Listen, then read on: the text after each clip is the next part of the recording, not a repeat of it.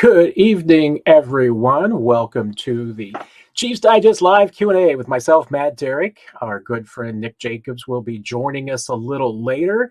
And I'm stunning everybody on a holiday bounce back Tuesday by actually starting on time at 7 o'clock. So I completely understand why there are no questions in the queue, no comments yet, because everybody's waiting until like 7:07 when you really start to think there's a chance that I might show up. And then by 7:13, hey, things are getting real. And then Nick rolls in about 7:25, 7:30 or so, and then everything is actually happening. So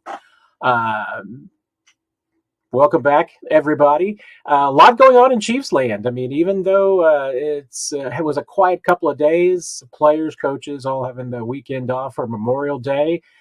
But the players back in the facility on Tuesday for 3 more days of OTAs. They will be working out Tuesday, Wednesday, and Thursday this week. Thursday is the day that practice will be open to the media. Nick and I will be among those out there watching practice on Thursday, getting all the action. We're going to hear from assistant coaches this week. So we will get all 3 coordinators along with, if I remember off the top of my head correctly, I know we're getting 4 coaches. I believe it's Andy Heck, Dave Merritt, Tom Melvin, and I should remember who the 4th one is. It's going to drive me crazy. I can look it up real quick, though. So there's that. I know I said Merritt. I know I said Melvin. I know I said Andy Heck. And then our next one that is, and I am not stalling. I am talking way too fast, though. Okay. We may be undecided still on the 4th one. So, or no, what? I tell you what, we did. The Chiefs PR was going to give us 2 coordinators, and then we got to choose 4 assistants, but we included Dave Tobe as one of those 4 assistants. So there you go. I finally figured it out, and now has made the first 2 minutes of tonight's discussion pretty much irrelevant. So maybe I should put a note in for people who are watching later. Just skip to this point. We'll get started. If you didn't see it today in the Chiefs, the photos that they posted and some videos from OTAs, yes, Chris Jones was in the building today. And I am expecting there to be maybe a little bit more attendance this week. We will. I've all along has been expected that Travis Kelce will probably be at practice this week, maybe on Thursday. The Chiefs are traveling after practice on Thursday. They'll be going out, I guess, actually technically Friday morning.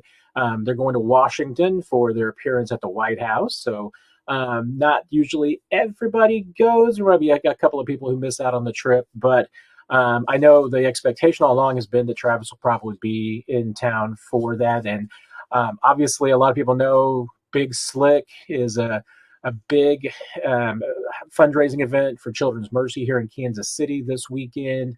A lot of the players are going to be involved in that. So there was another reason why Travis Kelce might be here for OTAs this week. He was obviously there for at least one day last week, just not the day the media was there. Chris Jones was there today. We'll see if he's here all week. I think there's a pretty decent chance that he will be here for those 3 days. We will see, but a few more players and OTAs this week. I think certainly tied a little bit to the White House visit. Obviously, it can also be tied to making sure you get those workout bonuses, although I don't know in Chris's case it's that big of a deal, considering I think he's got a $100,000 workout bonus. It's like 0.1% of his contract, so not that big of a deal for Chris. But a few more players there this week. We haven't had a chance to talk on the Q&A. If you listen to the 41 is the Mic podcast, Nick and I did talk about our observations. And so I won't bog you down unless anybody has any specific questions tonight about what we saw in practice last Thursday. But I thought it was a really good workout. I mean, I thought the offense in particular looked really good. That's not a negative against the defense. That is definitely a compliment to the offense, that they were performing well. I thought the defense obviously played well too, but the offense was just executing at a very high level. Once again, the caveat always being that you can't judge a lot from these offseason workouts, especially like in the offensive defensive lines. There's no pads, there's no hitting. Receivers, the expectation is that they should be pretty good, but the thing about the receivers in the passing game was really that it seemed like a better timing, a better crispness, a better chemistry than there was last year at this time. So I think that's, portends well for this team as far as their offensive expectations go. We obviously did not get to see Xavier Worthy on the field. He tweaked his hamstring on Wednesday last week. I'm trying to remember our days. So he did not work out. I guess he actually did it on Tuesday. Wednesday was the third practice last week. So he did not work out that day. We'll see if he works out on Thursday for us this week. So we get a chance to take a look and see where he's at as far as with the first team offense. I saw him at the rookie minicamp, and obviously I thought he looked really good there after that rough first day. But we haven't got to see him with Mahomes yet. That's going to be the next little magical step in his process. One thing I did want to talk about too, if you haven't seen it, is the NFLPA is making a proposal that certainly looks like it's in conjunction with what the NFL wants to do as far as proposing going to an 18th regular season game, which would include cutting back on a preseason game. And the NFLPA's proposal, what it would do is essentially do away with what we're doing right now, this OTA period, this voluntary OTA period. It would exchange that in favor of a earlier starting point for training camp, which would be mandatory.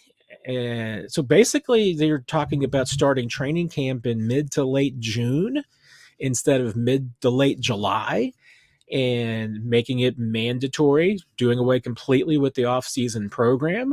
And I mean, I kind of see why somebody would come up with this idea. I'm not sure that I completely understand why it's the NFLPA coming up with this idea. I know, hey, players, I think they're somewhat fairly indifferent to OTAs, but I saw some of the comments that some former players have made on Twitter today. I haven't seen a lot from current players. We won't hear from them this week since we're only hearing from the assistant coaches. Would expect that maybe we'll get some feedback from the coordinators, what they think of it, although I don't know if they're going to.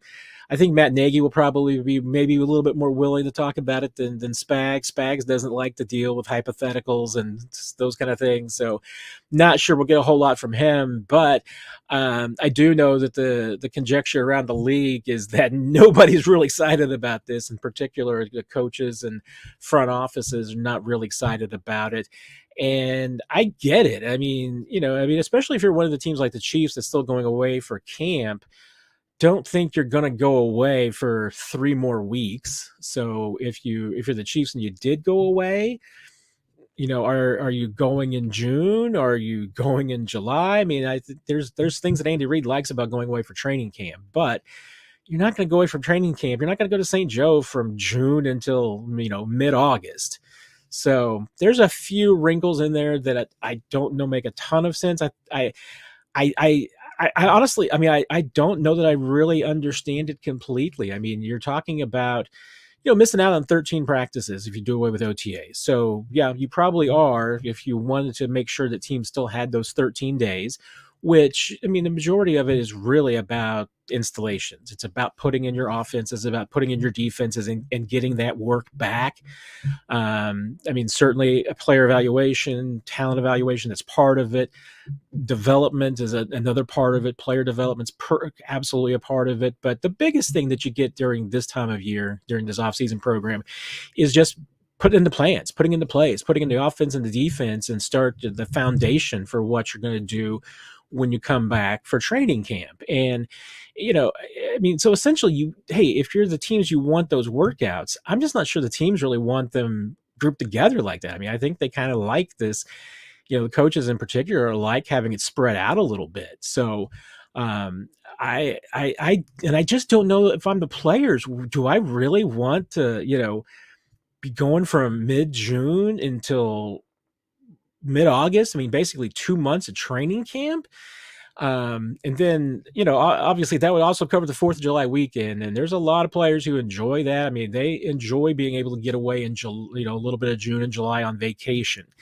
Now you're talking about wiping that out completely. I mean, unless you went on like a league-wide, sabbatical for 5 days around the 4th of July weekend. But, if you're, players, guys like to get married at this time of year. I mean, they make big plans. I mean, certainly can you move it and say, okay, you're going to do these things in April and May now? Yeah, but it doesn't make a whole lot of sense. And Casey Harold, you were asking about which side is pushing this. Is it the players and the NFL? This proposal today came out just strictly from the NFLPA. But I'm really curious about it because I don't see a lot of support from the players on this. I mean, I don't know who in the NFLPA is coming out about this. I do know that there is a sector of the NFLPA that hates OTAs, that hates the offseason workout program. And there's a group of players that hate it too. I mean, there's no doubt about it. I just don't know that the solution that they're offering is much of a plan. I mean, if anything, I feel like it almost feels like a negotiating tactic that the NFLPA is. And I've criticized the NFLPA plenty of times because I feel like that they give up way too much and they don't ask for enough. They usually start from some bad negotiating stances, and they now have new leadership. They have a new executive director, so this is the first probably real mission that's coming out from him. Whether he had a lot of say into it and the development of this, or whether it was the previous administration that really put the work into it. They have new elected leadership too, so. How much was the former leadership versus now? I don't know. But I mean, if the players if they're offering to have a 8-week training camp and they're thinking to themselves, well, we'll negotiate down to 6. Well, I don't know if that's really what I would be looking for if I'm the NFLPA. I mean, I don't know what they're hoping to trade out of this. I mean, one would assume that they would be asking for more money too, get a bigger piece of the pie for the salary cap and for player salaries and benefits. But this proposal, I mean, nobody seems to like it. So I don't know that you're really going to get anything for it, as far as, caving on it. I mean, if you're asking for an 8-week training camp and the owners want 6 and they're not interested in giving you anything for you to come back down from 8. I don't get the point of it. So I don't know if this exercise today was just a complete waste of time. I think it's dead on arrival. I don't think that the NFL has any interest in starting training camp much earlier than they do, maybe a couple of days. But, the Chiefs will probably report to St. Joe around July 16th for the rookies and the quarterbacks, and that's going to be a new early starting point. I don't think the NFL wants to get more than a few days earlier than that. I don't think they want to get too close to the 4th of July weekend. I mean, I think that's when they just really feel like the NFL season starts is after that. So we'll see what happens. Obviously, it's nothing that's going to affect this year, probably not next year. It's probably a couple of years down the road before this 18th game would get involved.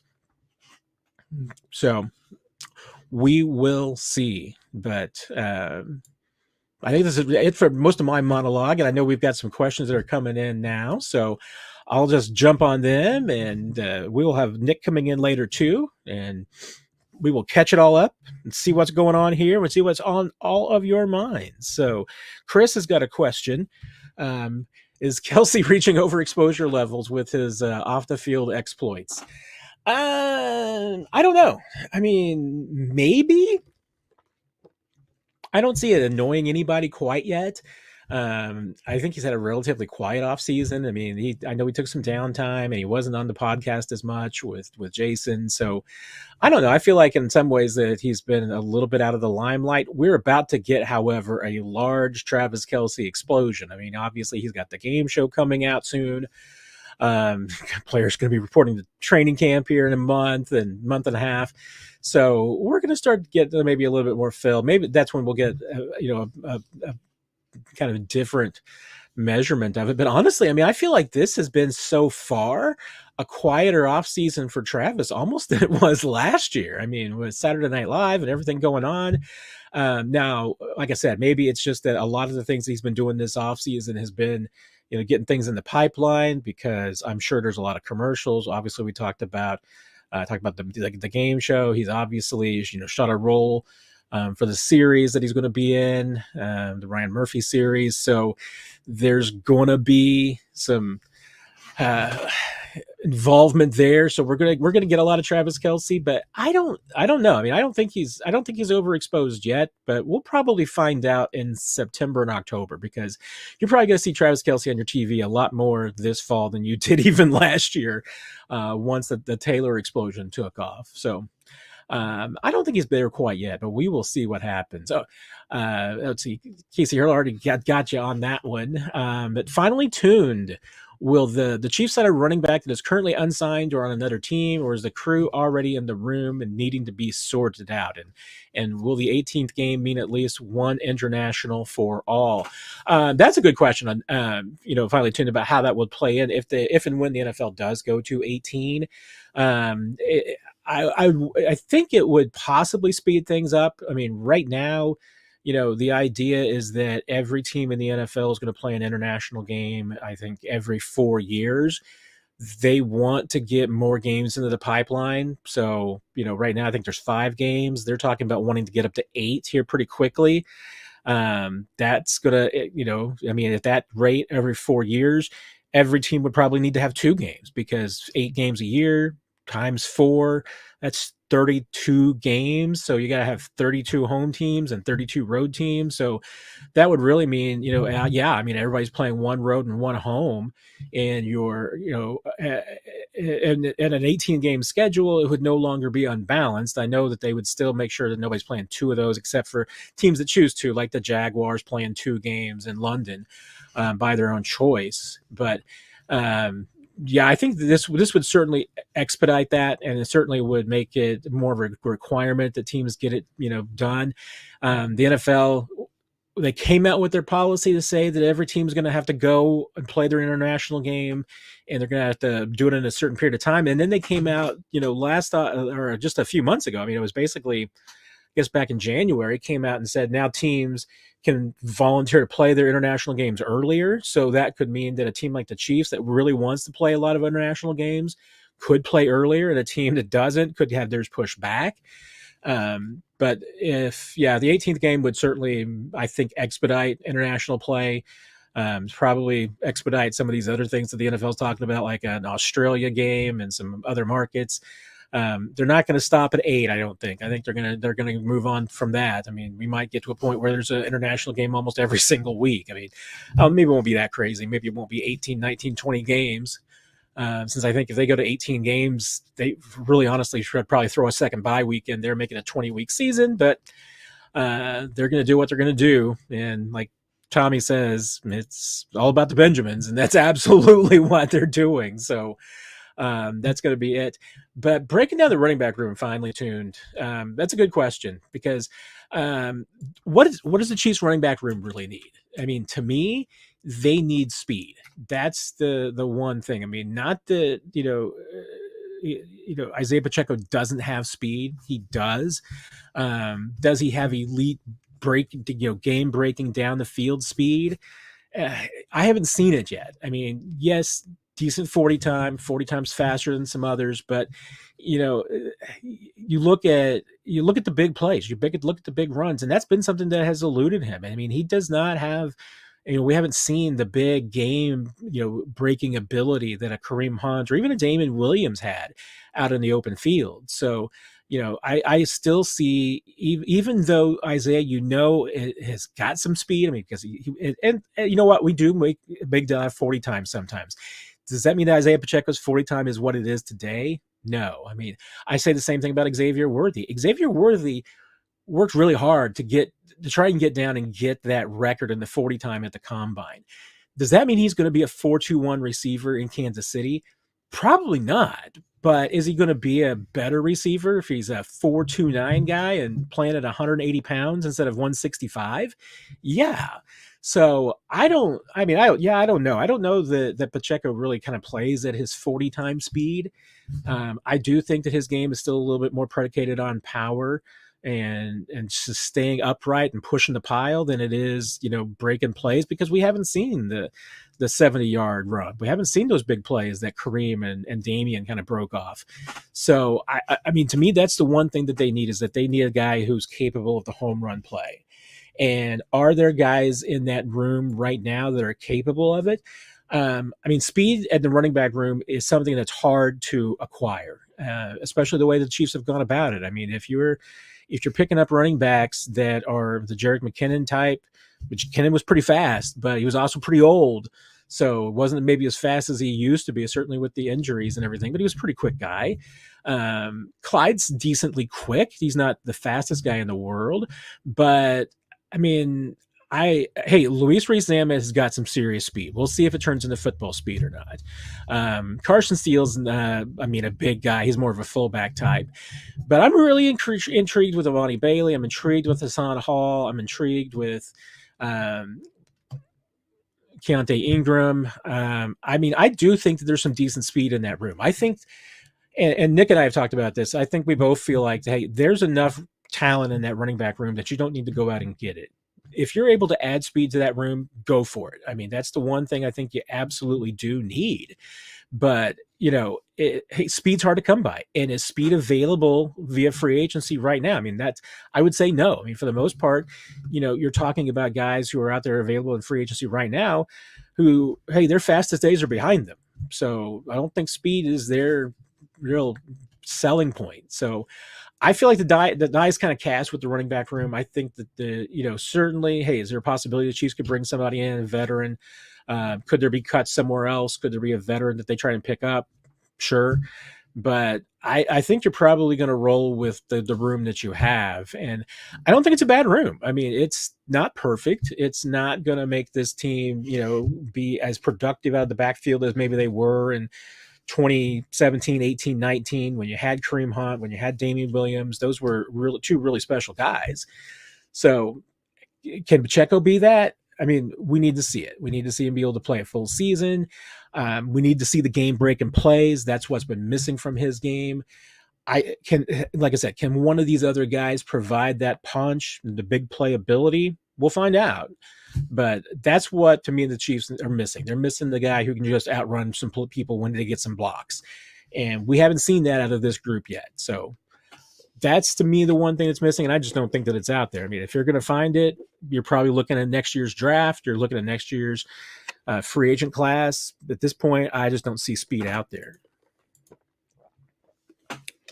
Mango, is Xavier Worthy participating in OTAs yet, or still sitting out with a hamstring? I have not heard from today about whether or not he was involved. It looks like it was a somewhat fairly light workout today. So not sure how much they really got done. I would be surprised if he worked out. I mean, if they were resting him last week, I think they would probably want to just give him a little bit more time to rest that hamstring and not push him too quickly. So I have not gone through all of the photos today. So maybe if there's somebody who has, if you've seen all the photos that the Chiefs posted today, then maybe you can take a look at and give me a heads up if you saw him, but I did not. But it would not surprise me and it wouldn't worry me. It's OTAs. I mean, yeah, you'd like for him to get as many reps as possible out there right now, but you also don't want to make that hamstring any worse. So he can be learning what he needs to learn right now without running reps. So it's not a huge deal to me. And your follow-up question, you got a lot of questions, Mango. Who do you think wins the starting battle for left tackle, or Wanye or Kingsley? Glad I'm getting this before Nick gets in here, because that's one of our routine questions we're getting this to put up on the graphic. But I don't know. I really don't. I mean, at this point, the way that the Chiefs usually handle things right now, they go with a veteran and let the rookie earn their way. So I wouldn't be surprised if you asked right now, we'll find out from Andy Heck this week. We'll ask him, hey, who's got the lead right now? If he says that, hey, Wanye's starting, I wouldn't be surprised. If he says it's Kingsley, I wouldn't necessarily be surprised. There's a long way to go between now and the end of camp. So training camp dates, nothing is out yet. It looks like it's going to be mid-July. You can do a little bit of the math, because you can calculate back. It's 48 days, I believe, that teams are allowed to report from their opening game. So I think the rest of the league starts on the 19th. So around there, the Chiefs, because of their earlier start, they get to start a little bit earlier. They don't have to report that early, so that's why, hey, it's still up in the air. Don't bank on it when the Chiefs are going to report. But I mean, if they reported based on just when they can, then yeah, it would be around July 16th. But I will say this for our good friend Nick coming in. Nick, Hi. Your mileage may vary, Nick. Oh, yeah. Is that the first one of the night or what? That's the first one of the night, and I saved it just for you. Outstanding, sir. We're going to get that on a T-shirt someday. It's going to be glorious. I might get it on a T-shirt myself. You never know. Man, I really should start selling merch. Yeah, you should. I mean, because we can get that. Oh, wow. We can. I would absolutely give you all of the profits from I Bid You Adieu. So, I know 2 people that won't buy that T-shirt. That's for sure. In the YouTube comment section. Nick, what's on your mind tonight? Anything you want to add before we get started here? And I mean, I've already answered a few questions, but we got some saved up. We got some saved up just for you. You toss stuff my way. You just do that. I do want to ask you, because I talked about it at the top of the show. It was one of my commentaries. Interested in what you think about the NFLPA proposal about doing away with the offseason program as it is and reporting, or at least starting training camp in June. Well, first off, let me just pull Ricky Bobby from Talladega Nights here, but that is dumb. No, that's dumb. Look, here's the overall frustration when it comes to NFLPA. Like, they rarely seem, since I've covered the NFL, they rarely seem to have business people that can match the NFL owners and understand and really being able to have a good counterbalance back and forth. They always seem reactive after the fact of something they've agreed to for a decade versus like, hey, what do you guys want? What's your priorities? What's your rankings? Let's start getting these going, and then we'll deal with them. And, when the next CBA comes up, then they lock themselves into these 10-year things all the time. And then and they're like, well, we didn't like this and this and this. Okay, here's an idea for your next one. Don't lock yourself into 10 years. How about that? Like it just seems like they repeat the same cycle over and over again. And I'm like, at what point do you put actual active businesses before? Do you guys need to go on Shark Tank and see if one of them will help you out or something? Hi, walk in, boom, boom, boom, boom, boom, boom. Hi, we have a NFLPA association. We're seeking, it just, I don't know. I mean, like, I'm trying not to be mean here, but I'm going to be, and I already have been. It's just, okay, so you want to have no OTAs and you don't want to have a mini camp. Okay, so how does that help the young guys? Doesn't help them in any way, shape, or form. And then I've heard the argument today, or I've seen the argument today where people are like, well, it's tough for them to retain after that. No, it's not. If they're a professional, they want to do as much as they can, integrate themselves as much as they can after they get drafted and go through the rookie minicamp. Then get that opportunity to learn from the professionals about how they should go about things, at what tempo they need to go, and how they need to go about it before they get into training camp. And people can talk up about a ramp-up period all they want. Coaches have, coaches are already have their hands tied with what they got going on right now in terms of how much they can do. If you want to make the product even sloppier, then that's what the first 2 or 3 weeks of training camp is going to be under this idea, is for guys that didn't work in the off season to maintain a certain level, because there's a certain balance between letting your bodies heal up and still getting work in to keep yourself in a certain condition. And and the veterans that can do that, they stay in the league, and they find that fine line between the two of them. The guys who don't, they're out of the league. So I don't know. It's just when I saw it this morning and read it, I'm like, okay, so what are you actually wanting here? Because I don't think that's what you're actually wanting. You floated that out through media members. You don't have to put your name on it yet. You claim that there's a proposal. So now whenever they put out an official statement, they're like, oh, no, we didn't actually want that. Well, because you did the trial balloon. You put the trial balloon out there to see what public reaction was going to be, what media reaction is going to be, and see if anybody from the NFL called you and be like, hey, let's talk about that. That's the whole purpose of what you did. And you're trying to get ahead of the 18-game schedule. But here's the thing. I've watched the owners run circles around you for almost 2 decades now. What makes you think that, that this is like, okay, so they give you this. Guess what they do? They're going to make you give a concession away. And then I saw somewhere today where somebody's like, well, maybe they can get free agency to where players can hit the market after 3 years and restricted free agents or this and that. I'm like, if only there was a collective bargaining agreement that you had 10 years to prepare for every single time to do this, and you were actually ready for it. Because here's the thing, as long as the owners got money coming in, guess what, Matt? They're good.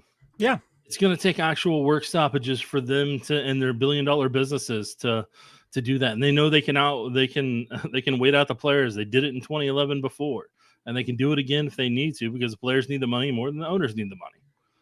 So I just like, there's so much more layers to it than just about that specifically. That thing is just a microcosm of some of the incompetency that happens on the player side of who actually directs them. Yeah. And, I mentioned this a little bit, again, didn't get a whole lot into the weeds earlier, but there has been a change in leadership with the NFLPA. JC Treader is no longer president because he's now out of the league. So they have a new player leader in Jalen Reeves-Maben. They also DeMaurice Smith, who's been the executive director for about over a decade. He's out, and they have a new executive director in Lloyd Howell, who's got his background is interesting in that, he's been with a big advertising agency, marketing firm, but he's like a chief financial officer. He seems like he's in this to come in and make the NFLPA some money.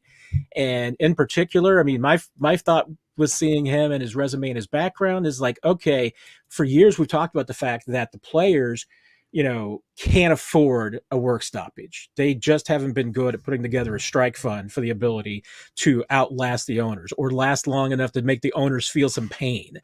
Now it looks like maybe they have an executive director willing to do that. I don't know if this plan, how much of it is Lloyd Howell's and Jalen Reeves-Maben's plan, how much of it's JC Treader's and DeMaurice Smith. I don't know, but it just seems like bad negotiating because I think they've come up with a plan that nobody likes. So it's not like the owners are going to give you anything in exchange for, giving ground on this proposal because the owners don't want it. The front offices don't want it. The coaches don't seem to want it. I'm not even sure the players are completely sold on it. It's not, I think it's and I don't even know who it's good for. Because I don't know any veteran who wants to be, starting training camp in June.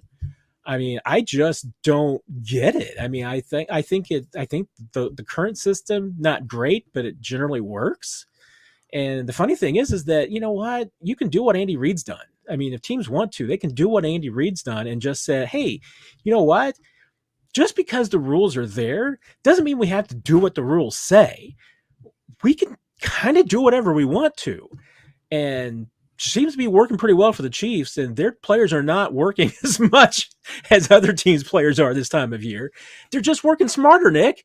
Well, but here's where I gotta remind you though.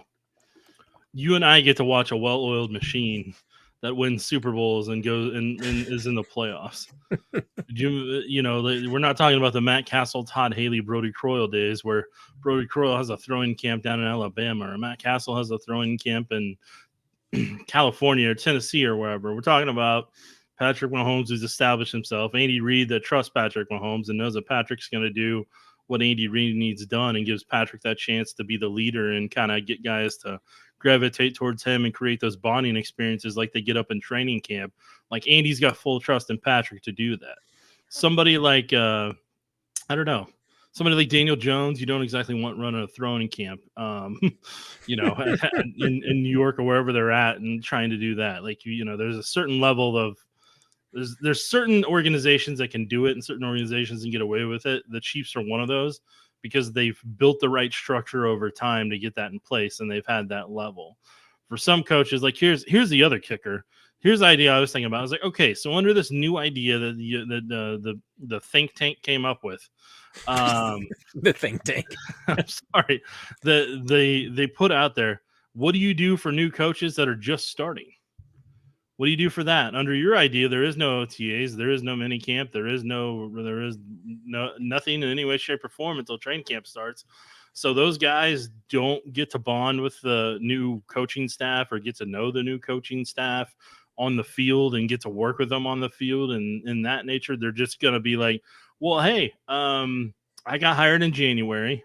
It's a pleasure to meet all of you here 6 months later. And, let's get this party started. So, it's just all those little things. Like, because here's the funny thing. If I'm going to throw some things out at you here, Matt.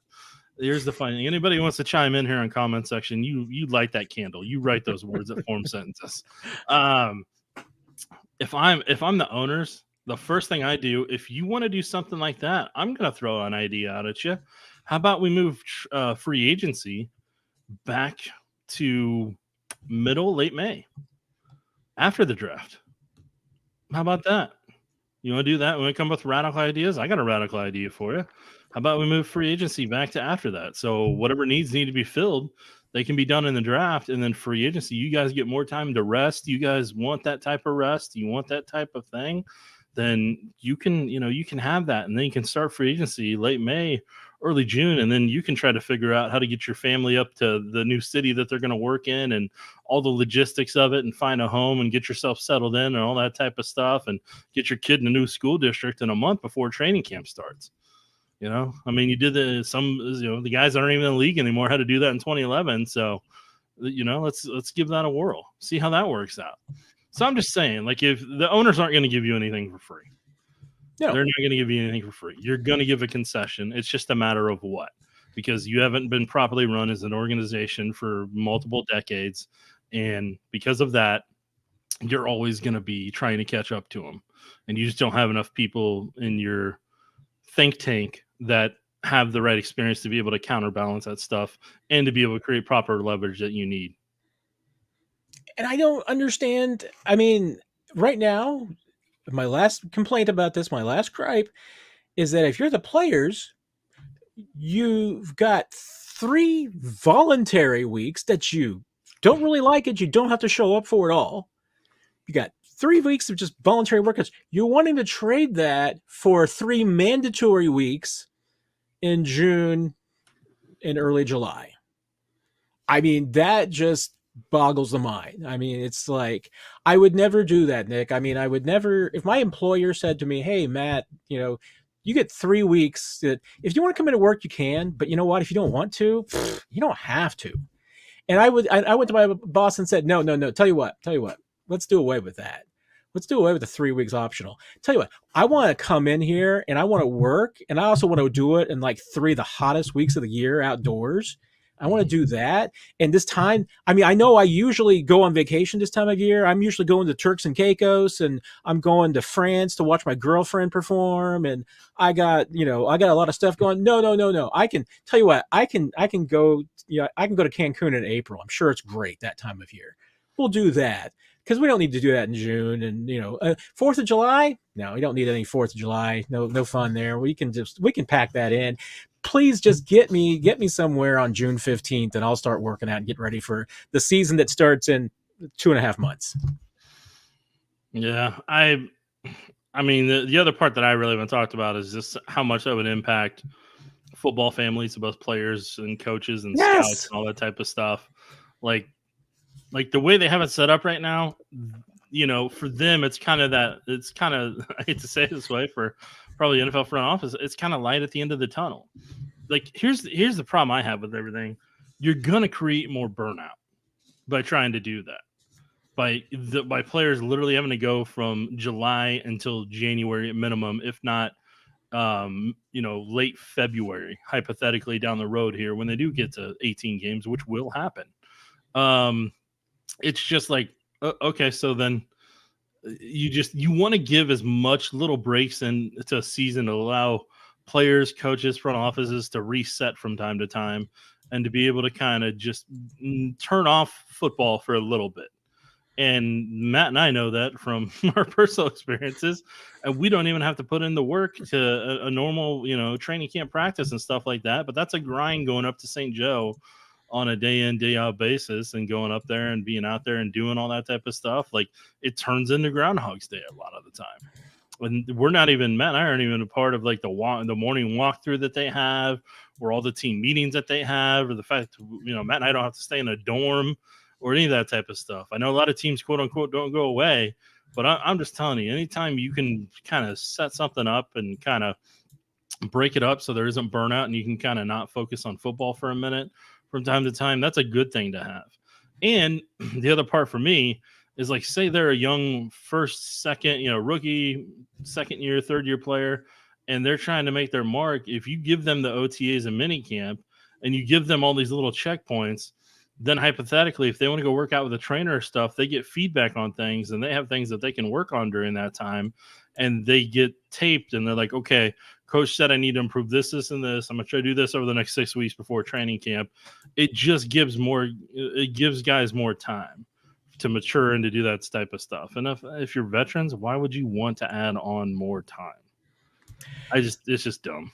Well, and this brings, and finally Tune brings it back to another excellent point, which is that, and now the NFLPA's proposal today wasn't completely and totally talking about 18 games, but it's expected that, hey, this is part of their proposal with the expectation that the NFL is going to be going to 18 games. This is their at least first salvo in those discussions. And finally, Tune hits on a great point with me, which is that if you're going to be talking about going to an 18th game, off-season workouts and when you start training camp is like the 15th thing that I would want to negotiate, because the first thing I'd want to negotiate is saying, okay, tell you what, we're doing away with inactives on game day. All 53 players are playing. Yep. You don't have any of this anymore. Everybody's going to play because now you got more depth. You can get guys out. You can give guys more rest. If your player safety is your bigger concern, then we're going to have everybody, and we still have practice squad elevations. You can have 55 players active on game day. We need more players on game day. You might need a bigger roster, for crying out loud. Now, the NFL's probably not going to do that, but, if the NFLPA can't get rid of the inactive list on game day, that should be like the number one priority, because, think about how many guys, if they can get games played, now will be earning pensions. They're going to be doing more for their membership to help them get games played so that they can get their pension than anything else. So if you can get that one thing, you're probably going to get, just do the easy math. It would be easily right there alone to get a minimum of 7 guys per team their pension almost every single year. No. And that it's like, once again, why are you worrying about these little tiny details when you should be worrying about getting your players more money, both now and in the long term? Once again, upping the percentage of revenue that you're getting for salaries should be a bigger concern. What you're getting for benefits should be a bigger concern than the off-season practice schedule. I don't know. It just seems like a misstep for the new leadership. And like I said, I don't know how much the new leadership really played into this. Maybe this was DeMarie Smith's and JC Tretter's, idea. I know JC Tretter hates off-season workouts, so maybe this was his agenda all along. And maybe they're putting it out there because they know it was going to be dead on arrival, and they just want everybody to go out there and beat the crap out of it and move on. I don't know. I think we've successfully beaten the crap out of it, though. So. On this one, yes, there's been a lot of talk about it. There's been a lot of talk nationally across it and everything. But yeah, no, this is. But like all 53 rosters should be active on game day, even now. But if if you're going to add in the 18 games and do that, just go ahead and do that. If you want to create some new rule where there's an inactive and that allows you to bring up an additional practice squad player or two, then okay, whatever. I don't care. But yes, all 53 should be active, and you keep the practice squad the way it is.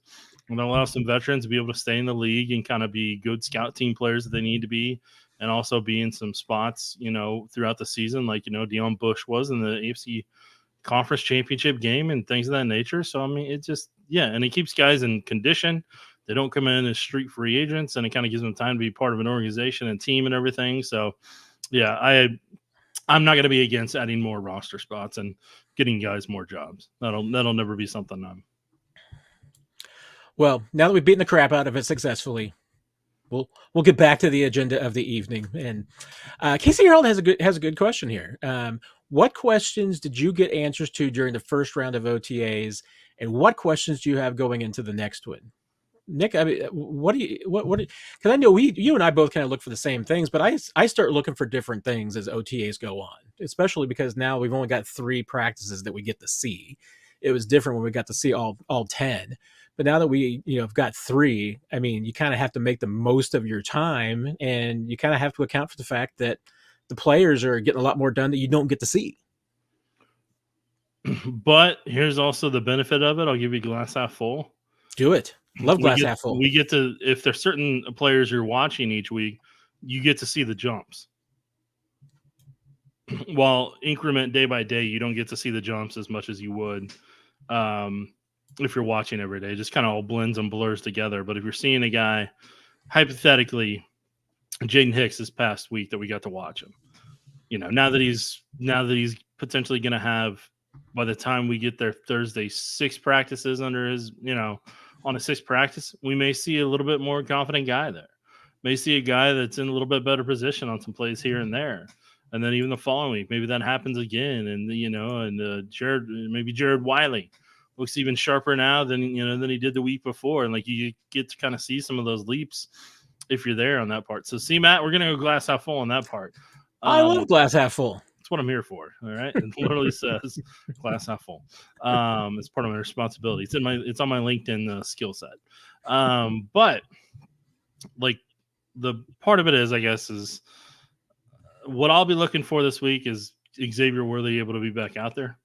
If he's able to be back out there, that's cool. Is Travis Kelce going to be there on Thursday since they're going to be going to the White House on Friday? And how much is Wiley kind of attached to the hip, learning from him, asking him questions and like that? Even if Worthy doesn't practice, I'm still curious to kind of see just how his interactions are. And because I'm saying, he was asking questions, he was there, he was locked in, even though he couldn't actually physically be out there on the field taking reps. He was very locked in, and I was ecstatic to see that. And that's a guy that's really intent on being good at his craft. And if Chris Jones is out there, we'll see how much more lively it is for the defensive line with Chris's personality out there. So I mean, there's nothing in particular that I'm boy, I really got to see that this week. It's just I observe, and what jumps out is what jumps out. And no matter how many times people get upset about how I don't talk about Justin Ross in the YouTube comment section about how I didn't report on a touchdown that may or may not have happened, and none of us could definitively say it happened because none of us had an angle to see if both feet were in bounds or not. They just assumed because the pylon got knocked over that was a touchdown, and you couldn't actually see definitively. Apparently, we're bad for not reporting something that we couldn't confirm. It's an OTA touchdown, which, I mean, there's a lot of those in OTAs, that you give the guy a touchdown, even though was it a touchdown? Yeah, you're going to side on the just giving the guy a score, even though it's questionable.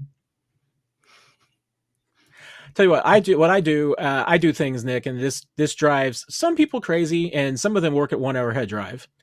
But I mean, hey, since we don't get to see everything, you kind of have to take whatever information that we get and glean certain details. And so I'm looking through the photos today that the Chiefs put out there, and I saw one really interesting one because it's a full 11 huddle. You can tell the offensive linemen are out there. Mahomes is out there. He's in a huddle. He's got Jared Wiley, Noah Gray, Sky Moore, Nico Remigio out there with him. Well, now for sure, I mean, Nico Remigio looked pretty good last week. I was pretty impressed with him during the OTA that we got to see. Oh. And so now I'm wait a minute. He's on the field with Mahomes, you're saying. I need to see that a little bit more. I mean, because that might tell me something, Nick. Hey, man. Not that I can tell you, because, the Chiefs have their reporting rules and everything. But when there's certain information that's publicly available, you can say, hey, that's interesting. I might need to make a note of that.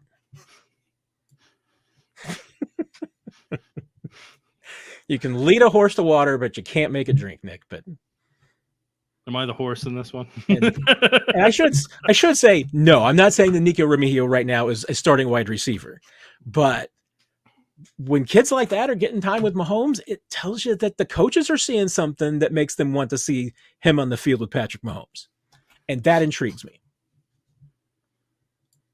So, stay tuned. Brandon, who's going to be the Chiefs' number 2 corner? I think I know what your answer is going to be, Nick.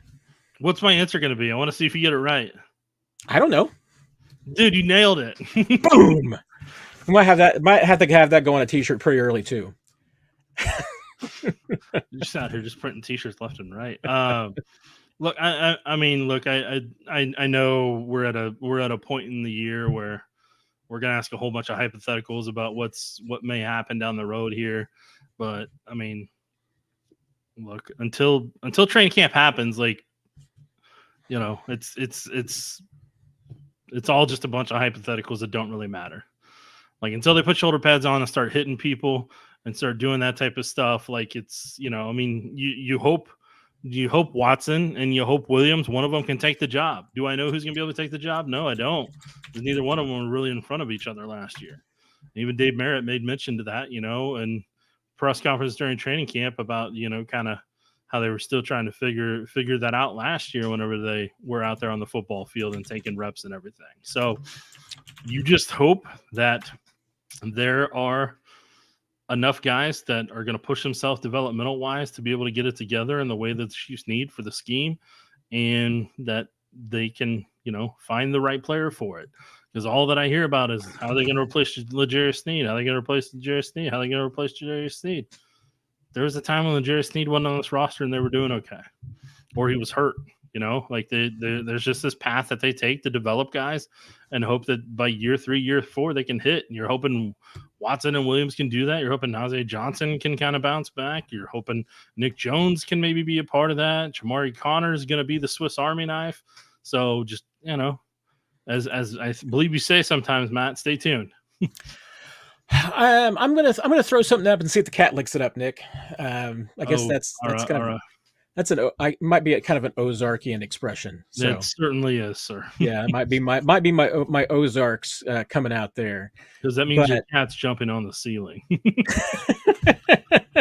Well, no, we're just throwing something out and see if the cat likes it. So, I mean, to me, I'm not concerned because, you know, hey, Jalen Watson got better last year.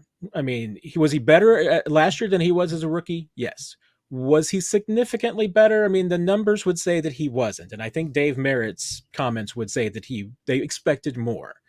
But you know what? I mean, I think I pointed this out the last couple of weeks, you know, Tyrann Mathieu, I remember him saying, not every guy develops the same way. You know, some guys take the leap in year 1 to year 2. Some people, it's year 2 to year 3. There's probably going to be a few that it takes from year 3 to year 4 before they take that jump. And Watson and Williams were 2 different players coming in because, you know, all along it was Joshua Williams has the higher ceiling, but the lower floor, because he didn't play as much against as much high level competition, a little bit less experience. Jalen Watson played a lot, you know, Power 5 conference, all of that. And I think you saw that and the way that came into the league. Jalen Watson came in as a more refined player than Joshua Williams was. Last year, we saw Joshua Williams start to go past Jalen Watson. Hey, maybe this year Jalen Watson gets a bigger jump. Maybe they're going to be relatively even. I don't know. But I know that both of them fit really well with what Steve Spagnuolo does. And this is the thing that I'm going to say that's kind of a hot take, Nick. And I'm not saying it's the case, but I could make the case that L'Jarius Sneed was a program corner. That he was his success last year was as much of his skill, it was being the right player in the right place. Because he is an absolutely perfect corner for a Steve Spagnuolo, Dave Merritt system. I mean, there's a pretty good chance that L'Jarius Sneed's not going to be as good this year in Tennessee as he was the last couple of years, because I don't think he's going to be as good of an opportunity, as good a system that he's been in the last couple of years. Maybe Jalen Watson and Joshua Williams are going to be able to take advantage of that. Maybe they're going to be better. All I know is I like those two guys. I think they got potential. I really like what we saw from Nick Jones last year. I mean, he's got potential. Kamal Hadden. I mean, I joke about it, but his measurables across the board are almost identical to L'Jarius Sneed. And if he'd been 100% for his pro day, coming back from the surgery, maybe the only thing that's off with him is that he's a little slower than L'Jarius Sneed was at the combine. But if Haddon had been 100% off his shoulder surgery, does he run just as fast as L'Jarius Sneed? Well, based on his 10-yard split, I'd say probably so, because their 10-yard splits were absolutely even. And I trust more in the 10-yard split probably than I do in the 40 time, because it's a little off the cuff, Nick, but if your corner's running 40 yards, it's because he has to catch somebody that he just give a big play to. So I'm more concerned about the 10-yard split. I'm more concerned about 3 cones and all those kind of things, and those were almost absolutely identical between these two players. They're almost the freaking same size. And Echo Boydo, I like him. Kelvin Joseph looked really good last week. The Chiefs cornerback room is, if anything else, is set up for just players to come in and play their part and be the cog. It's not designed. You don't have to be a shutdown corner to shine in this system, because it's built for corners that just come in and do their job and know their role. And if these guys do that, Chiefs aren't going to miss a beat defensively. Yeah. That could happen. I'm not saying it will. I'm just saying it's one of the possibilities. Next question.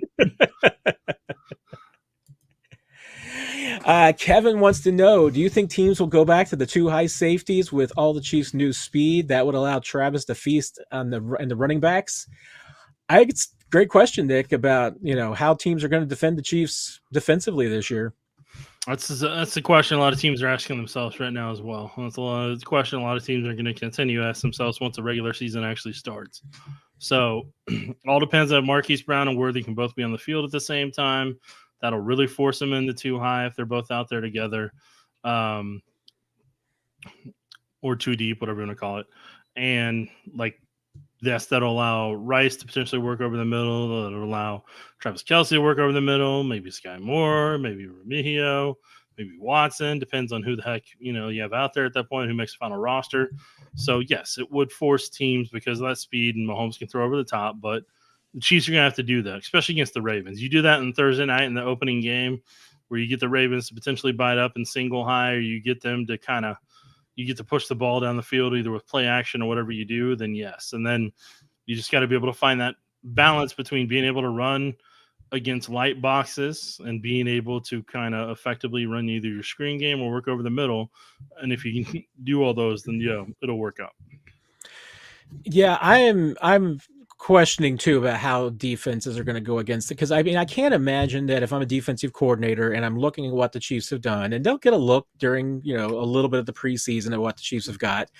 A lot of times, sure, you go to school on what teams did last year, and you look at that film at the beginning of the season, you base a lot of what you did on that last year. Or if a team has changed a head coach, you look at the coordinators, the new coordinators, and see what they did last year. Those are the kind of things that you do. But I don't know how you can look at this Chiefs team and see Hollywood Brown and Xavier Worthy coming into this team and say to yourself, okay, we got to do things. We can't play this team the way that teams played them last year.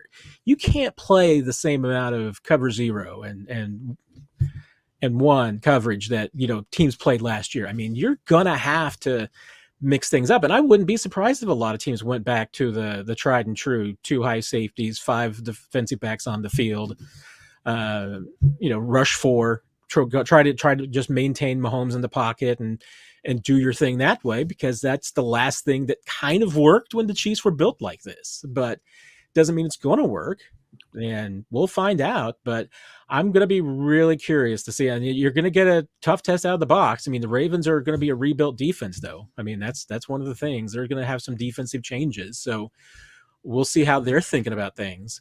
But you're going to find out right out of the box against 2 common opponents who know you really, really well that I'm intrigued to see how they play them, because every team in the league is going to go to school and what the Ravens and the Bengals do in week 1 and 2. And then you're going to see, if it works, you're going to see a lot more of it. And if it doesn't, you're going to see some new things in the next couple of weeks after that. So we already have, Harold says merch is a must. Brandon will buy one.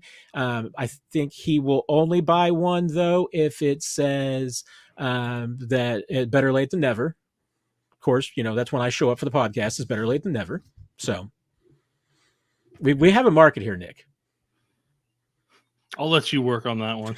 I can't be involved in it. Chiefs Comments has a behind the scenes question that I think is relevant, and I kind of want to address it because I think I probably fit into this category. When you prepare questions for players, coaches, etc., how much do you feel like you need to sugarcoat or soften the wording of your questions to maintain access, good relations with the team?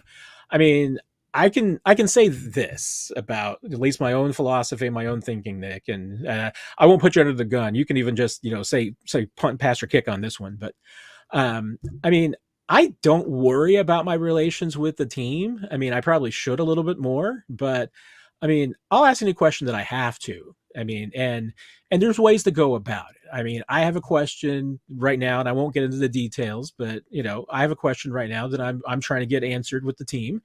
And it's a question that if I ask Andy Reid the question right now, he's not going to be real happy with me, but I'm trying to find the answer out, and I'm trying to find it out in the most professional way possible. That's my approach. There might be some people who would just go in there and ask the question, might not get their answer, and just might tick a bunch of people off. Well, I'm not trying to tick people off. I mean, I'm not trying to win people over either. I'm trying to get information, but it's just, how do you go about the best way to get information? And there's two, I mean, you get multiple venues to talk to these players too. Questions that I ask the players one-on-one is a lot different than at a podium, because nobody wants to look bad at a podium. I mean, your goal should not just go into a press conference for the purpose of making the person that you're interviewing look bad. Your purpose should be going in there and getting information. And I mean, I think that we've got some pretty good reporters in that room that don't worry about sugarcoating questions or the wording or anything like that. They ask their question, maybe, and honestly, maybe sometimes there could be more finesse to it. That's up to the individual. I mean, I probably finesse my questions more than I should, and maybe that's a weakness. I don't know, but I'm trying to get information. And I also know that there's, more than one way to get information. And I also know it's a marathon, not a sprint. I mean, sometimes you have to know the people that you're talking to as well. If you've got somebody in the podium that is going to shut down and not give you anything, if you get confrontational with them, or you ask something in an accusatory manner, or you ask it in a slanted way, then you're not going to get what you want, and nobody else is going to get what they want either, because then that player or that coach is going to shut down, and then nobody wins. Sometimes the harder questions can't be asked on a podium. I mean, sometimes you need to get that information elsewhere. I mean, you need to get it in a one-on-one. Sometimes when because you and I both know it, Nick, players respond differently when there's cameras around, when there's microphones around, or when there's just a notebook around. It's different. And so I'm, at least as a writer as well, I'm in a position where I can get those kind of, answers sometimes from players when they know they're not being recorded or know they're not going to be on TV. They'll respond differently. But I mean, I guess my short answer to this is that, I mean, it's up to the individual, but for me, I mean, I'm trying to get information, and I usually feel like the best way to get information at a podium is to be respectful and professional. I mean, sometimes you got to be tough. I mean, there's no doubt about it. I mean, sometimes, I don't get to have one-on-one conversations. None of us, for the most part, get to have one-on-one conversations with Andy Reid. So usually if you want to answer from Andy Reid, you're probably going to have to get confrontational. All right. I'll start my part of this now. First, here's my first thing to you. If you come in hot with that player the first time you ever talk to him, like, you're going to be remembered for the wrong reasons, and they're going to be more guarded with you down the road.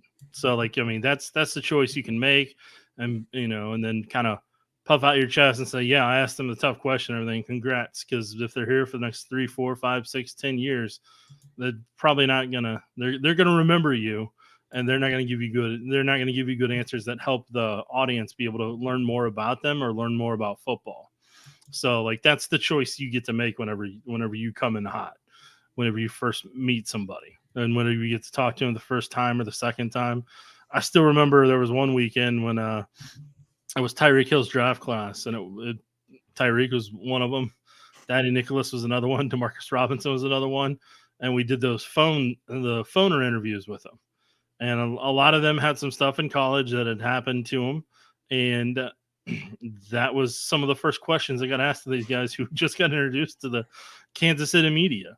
So those guys had their guards up for quite some time with KC media because of how their first impressions were when they ended up having to talk to the media through the phone. And this is literally just right after they had some of the highest moments of their career where they just heard their name get called within the past hour.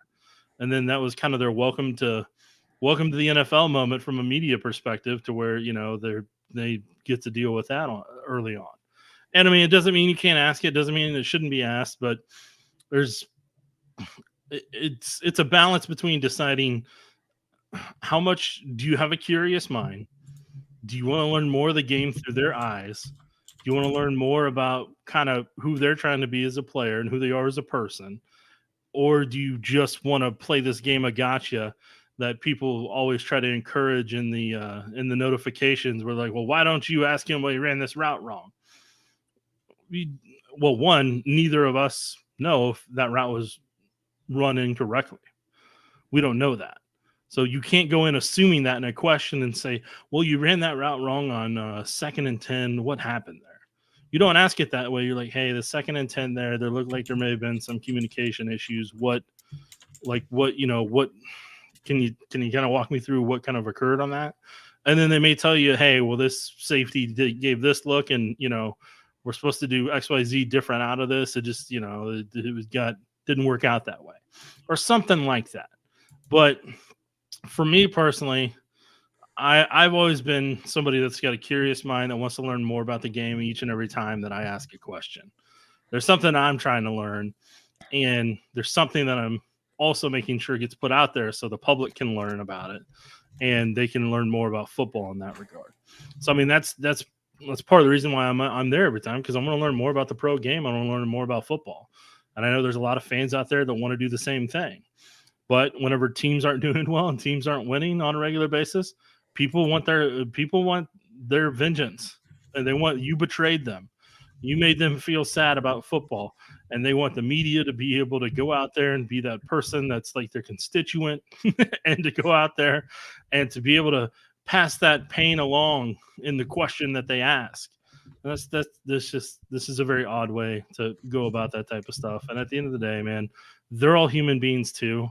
They're trying the best that they can. They're trying to do what they're capable of.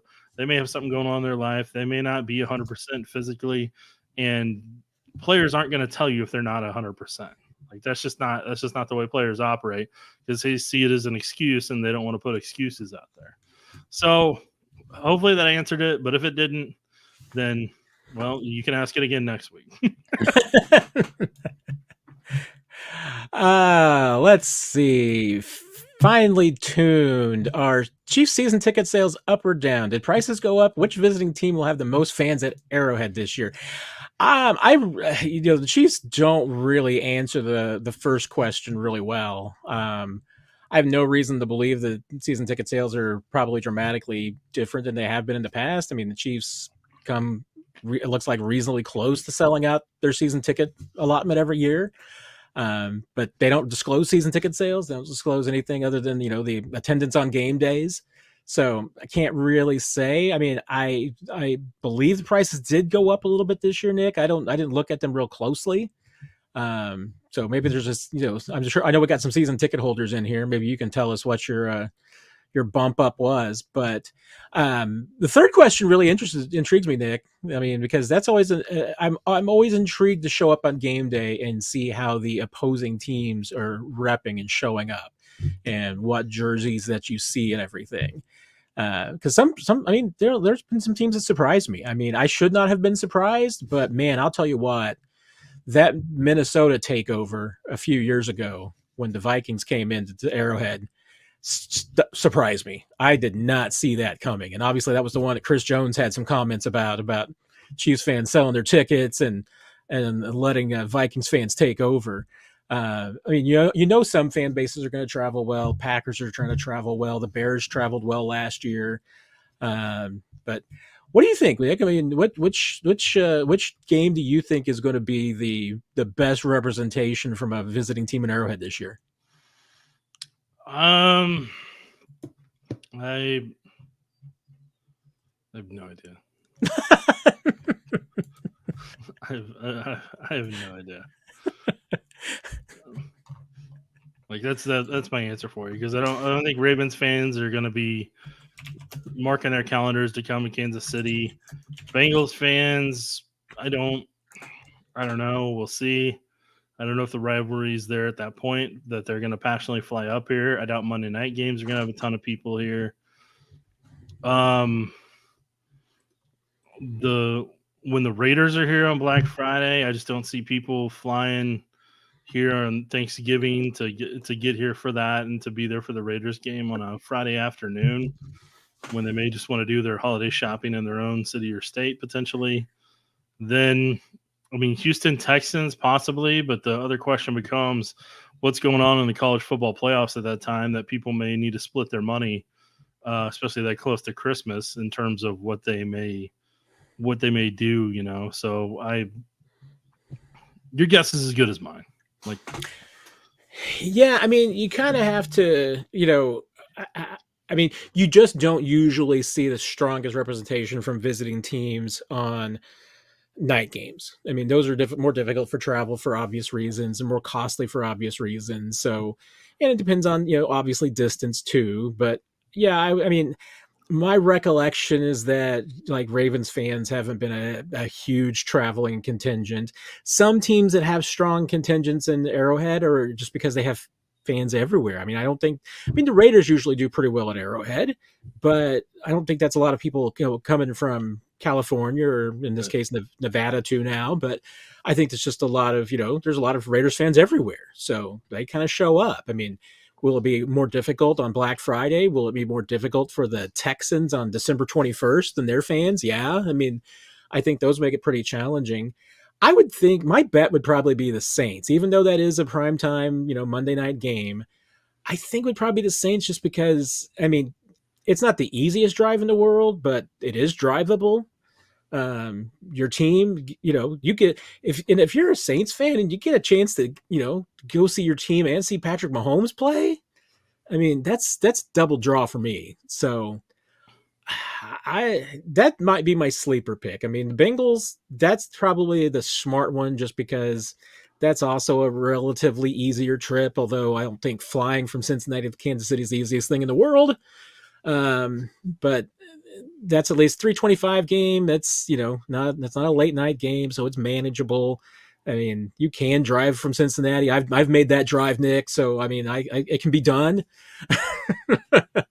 But yeah, those are probably the two that stand out the most to me. I think it would be tough for some other teams. Tampa Bay, it doesn't seem like the world's greatest travel team to me, and that's a night game. Broncos, I mean, that is an easy trip, but, you know, the Broncos fans haven't been like a huge turnout this year, but it's an odd schedule. I mean, you know, for sure about, you know, as far as, you know, because there's some tough games for fans that, you know, make it if you're a fan of another team. So, WMB. So what would you think of this slight modification to the new kickoff rule? Add the option for the kicking team to try and put it through the uprights for 1 point, Nick. I think they're going to try what they're going to do right now and then go from there. But I mean, it's something you can put in the back to potentially maybe use down the road. Yeah, I mean, I guess it would be, you know, what comes with the punishment. I mean, right now, gosh, Nick, his punishment's on the next comment. It comes to 35, right? Yeah, comes to 35 right now. I mean, now that they're doing these kind of things, I mean, I'm probably would be more open to it than I would have been in the past. I mean, this has been talked about before, and I know others have proposed it and everything. I'm not a huge fan of it. I mean, I mean, you could inadvertently, score a lot of points that way if you got a really good kicker. I mean, Harrison Butker could do it. I mean, could Harrison Butker do it 7 times in a game? Yeah. I mean, would that be fun? I don't know. I mean, but hey, I mean, at this point, they are obviously considering doing anything and everything with the kickoff. So who knows what's going to happen? Let's see. Which projected free agent receivers next season do you think would be a good fit for KC? With Watson, Tony, Ross, and more becoming free agents. Wow, I'll be honest, Nick. I mean, I can't even concentrate on next year's free agent class yet. I haven't looked at it. I bet you haven't either. That's the look I was expecting. the glassing over. They haven't even played this year. Take day at a time, Mango. Day at a time. They haven't even played this year. Why do we always wish away all this time, all the time, man? Just don't understand it. Like, you always want to wish away. Or like, hey, what do you, so anybody want to ask any questions about 2026, 2027? When I don't even know who's going to be on this roster. But no, I'm sorry. But like, I'm taking life one day at a time over here, Like, I'm not really because we need to find out how Hollywood Brown does. How does Xavier Worthy do? How does each one of those do? Then that kind of paints a picture about what you maybe need to go attack in 2025. And then, then you'll see what wide receivers come out in the draft and potentially what type of skill sets and all that type of stuff. There's so many other things that need to happen between now and then. Some of those guys you and I may talk about in 2025 right now, guess what? They get signed in the next couple of months, Like T. Higgins right now, set to be a free agent next year. But guess what? We don't know what's going to happen in his situation. Like there's thousands and thousands, if not millions and millions of variables that need to happen between now and next February. And like, we'll see then. I can tell you though, however, who I think will most likely be the Chiefs' #1 free agent target next year. Hollywood Brown. Going to be a free agent, Nick. Let's get through the here and now, man. I do agree with that. KL368, thank you very much. Appreciate you being a member. And remember, any of the members, ask your questions and you move to the top of the line. So appreciate you becoming a member of the YouTube channel KL368. Great to have you. Let's see, where was I? I think we were getting ready for Pano KL368 asked us before they became a member, so we got to go with that. Who are the fringe wide receivers on this roster, and what do they need to show the coaching staff to make it onto the 53? That's an interesting question because I mean, hey, this is going to be another one of those years that even though the Chiefs are deeper at receiver, there's a lot of guys who got a chance to make this team, Nick. I mean, it's not a slam dunk. I mean, the fact that even the guys that have been around for a while, like Kadarius Toney and Sky Moore, I mean, are going to have to make this team. I mean, there's not just a spot going to be given to them, Nick. Yeah, I'm going to give you the power rankings and we'll go from there. Do it. Even though it was disagreed upon in the YouTube comment section when we talked about the Justin Ross thing.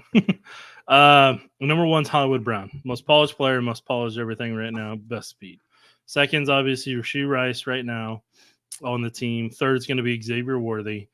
Then after that is where the questions start to come. Who's your fourth? And right now, Justin Watson's ability to know all three positions, execute all three positions, and do all three positions is kind of what helps him among everybody else. Then let's see, so that's 4. Then at 5 for me personally is Nico Remigio because of what he's doing out on that football field already. We'll see if he can duplicate that in training camp and potentially be able to add on to his skill set and really kind of be able to stay healthy, which he wasn't able to do last year. And then I'm going to pull up our lads on this so that I can double check. and make sure that I'm not forgetting any names.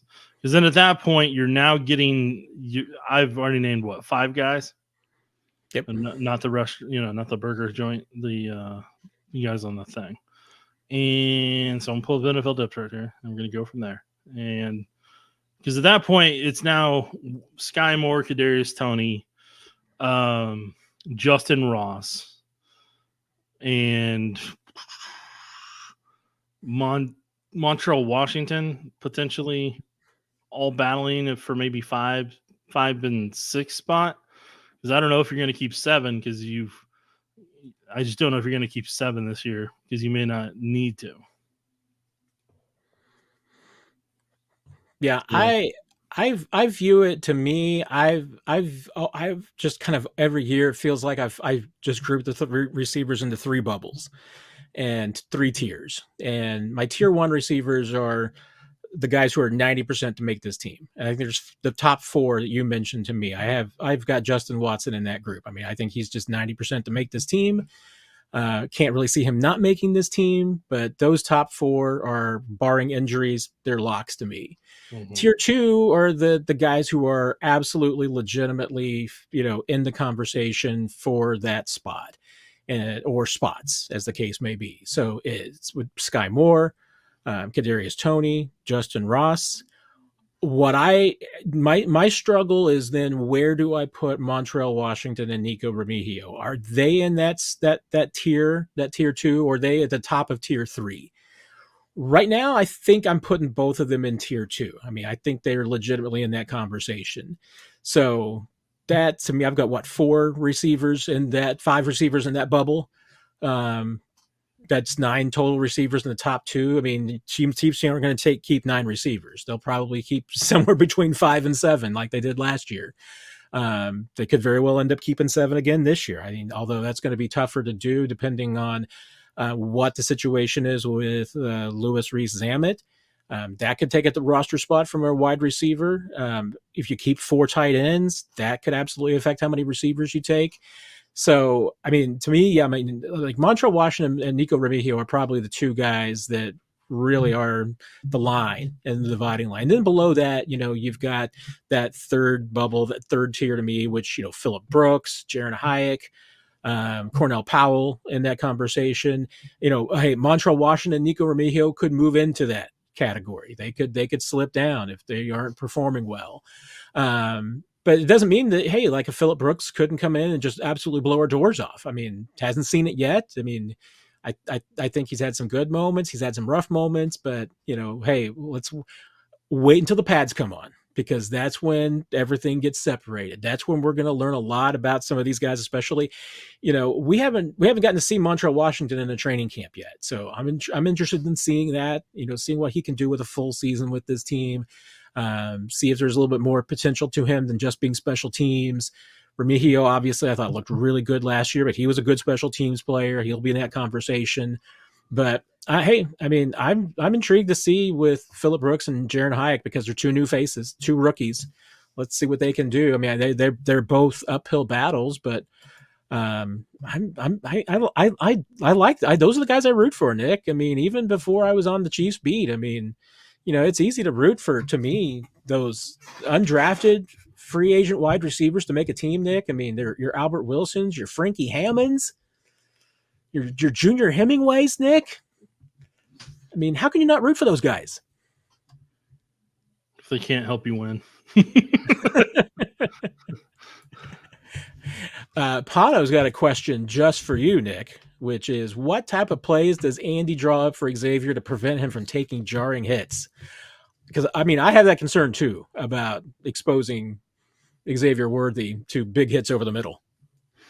Don't run him much over the middle unless it's cleared out for him. Like that's about all you're going to be able to do in that. But, I mean, look, Andy's got a playbook that runs almost 30-plus years at this point of plays that he put in this league since 1999 as a head coach. So I'm personally not really that concerned about Andy being able to figure out some screens or some crossing routes or some deep passes that'll work for Xavier, because Andy will probably look back at what he did for Deshaun during part of his early career and kind of mark up some of that stuff, or maybe Andy's got some other stuff he's really wanting to do with Tyreek that he never got around to, or some other receiver, and maybe that goes to Worthy, maybe that goes to Brown. But when it comes to Andy Reid, I'm not like, well, I really hope Andy can scheme some stuff up. I think he's got a pretty good track record on that. Going through the comments, and man, Mizzou 19 and I, this is not the comment I meant to go on, but we'll get to that one in a second. It is absolutely going to pain me that there is absolutely, I mean, I'm accepting it, Nick. I mean, there's just no way that the Chiefs are going to be able to get their hands on Luther Burden next year, because Luther Burden's probably going to be a top 10 pick. Yeah, let's not say no way, because there is a way. It just means we're not covering an exciting season. Well, there's that. But even then, I mean, I'm just saying. I mean, I just don't. I mean, yeah, things would have to really, really go wrong.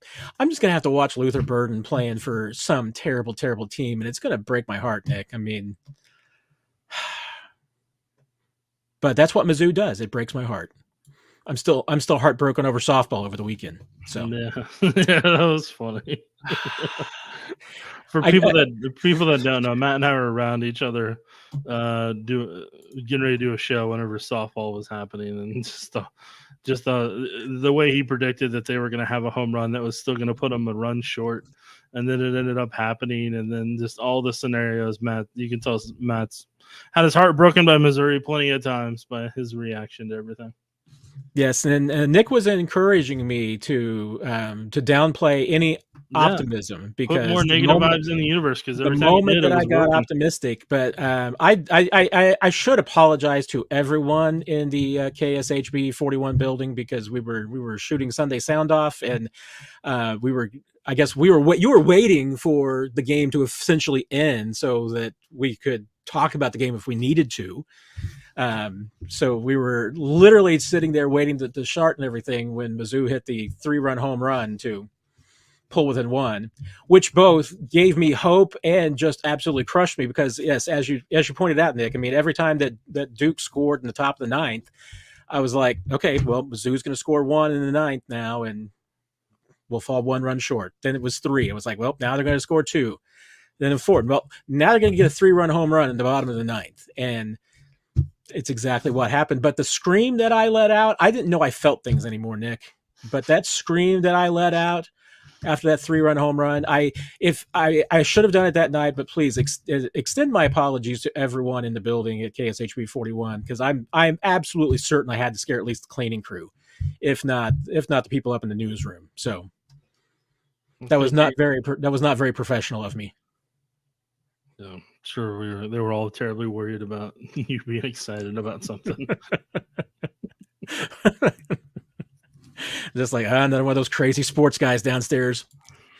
Mizzou 19, concerned that Tony and Sky are on the team no matter what. With the Chiefs being on the hook for the $10.5 million guaranteed for Kadarius Toney, and feels like Andy isn't ready to bail on Sky.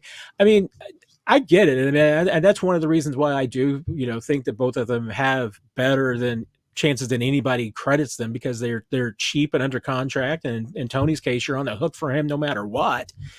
But I mean, end of the day, I mean, the Chiefs have, at least to me, have proven that they will eventually move on if you can't play ball, if you can't help this team. I mean, both these guys are going to get every opportunity to make this team, because the Chiefs have invested in them and they believe in them. But that, I don't think it's a guarantee with either one of them. I mean, if either one of these players or both of them let this team down, the next couple of months as they're putting this roster together, they'll be ready to move on. Don't you think, Nick? Yeah, they're not locked in like you're trying to assume in the question that they are. Like, talk about Clark won't want to pay $2.5 million. The money is already a part of the salary cap, man. Like, I mean, you're not making it sound like, you're letting a guy work from home type of thing. Like, it's already been allotted for the most part. So that's not really, that's not the way that you think it is. in that front. It's not like the deposit my mom put on, a new lining for her pool, like it's not like that.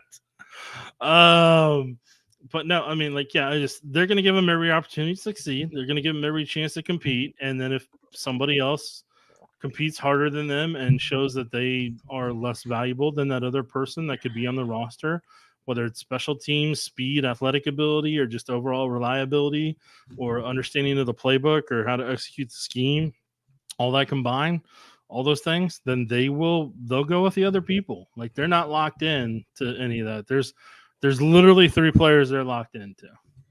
They go by the name of Patrick Mahomes, Chris Jones, and Travis Kelce, and then Juwan Taylor financially. So a couple other guys. But there's not as many people that are sacred cows as people try to assume. That is true. Tin Roof Wrestling makes a point here that I kind of want to just touch on for ourselves. All the talking heads are saying how good Chiefs will be without seeing any of these guys play it down in the NFL. I mean, I agree. I mean, we don't know. We don't know how good any of these guys are going to be. I mean, we can make projections, and it's easy to look at a guy like Xavier Worthy and the talent and the skill that he's got and how it can help this team and how they can be better. But, I mean, you've got to have an open mind, Nick. I mean, you've got to, let these guys go out and prove themselves. We don't know. I mean, I'm going to give them all the benefit of the doubt because Brett Veach and his staff have done a really good job of finding talent for this team, and they've been hitting the last few years. So you got to be optimistic. But one thing, I mean, and a lot of you have been very kind tonight, and there's some great, comments. And I think Dockster was saying, hit the like button, which I appreciate. But what I think at least makes our conversations here, Nick, different than anywhere else is that, you and I we're not, I mean, you're more of a rooting for him than I am because you love this team. You're a fan of this team too. I mean, I'm closer probably to these, covering these guys on a daily basis as a reporter, that I got to be a little bit more objective and kind of dispassionate. But I think we're the biggest realist talking about this team because we're not going to just sugarcoat it. I mean, you come to us, you're getting realism. I mean, we're not going to blow something up out of proportion that doesn't need to be blown up. I mean, we're going to tell you how it's real. And then sometimes that's tough. Sometimes that means telling you that, hey, somebody's not ready yet, or somebody can't do it, or somebody's not there yet, or somebody's not getting it. And sometimes it means we're going to tell you, hey, wait a minute, there's somebody that you're overlooking who's been really, really good. I mean, those things they'll be varied, but hopefully from us, Nick, you're going to get the real stuff, and you're not just going to get, I don't know. I don't want to use a terminology that some people think is offensive or anything, because I'm not denigrating anybody, but then probably don't. I'll just leave it at that and just say, if you want the real takes, that's what you're here for from us. And if you want more rah positive about everything, we're probably not your cup of tea. That's all I'm saying. I'm proud of you. Good job. Thank you. Look, and here's something I'll make perfectly clear. Just because I was a fan of the team when I was a kid, and I still hope they do well, I can be able to compartmentalize the difference between them being somebody that I rooted for as a kid versus me being in a media member role. Because if it was, I would already have my press pass revoked. And I'm being 100% serious about that, because then I would have been like the people that are in my mentions after a loss, and I've been like, why did you call this on third and four, Steve Spagnuolo? Why did you do this? And done that in such an unprofessional way, or said we why are we struggling? Well, one, I don't get paid by the team. Team didn't pay me. I'm not a part of the organization. Not wearing a Chiefs shirt when I'm out covering an event. Not wearing a Chiefs hat when I'm out covering an event. So there's just certain levels of professionalism you do and you learn over time. So my thing is I'm able to compartmentalize the difference between the two of them, and that's all I can say about that. But in terms of the talking heads and all that type of stuff, or who you're referencing nationally or whatnot, I don't care what they say.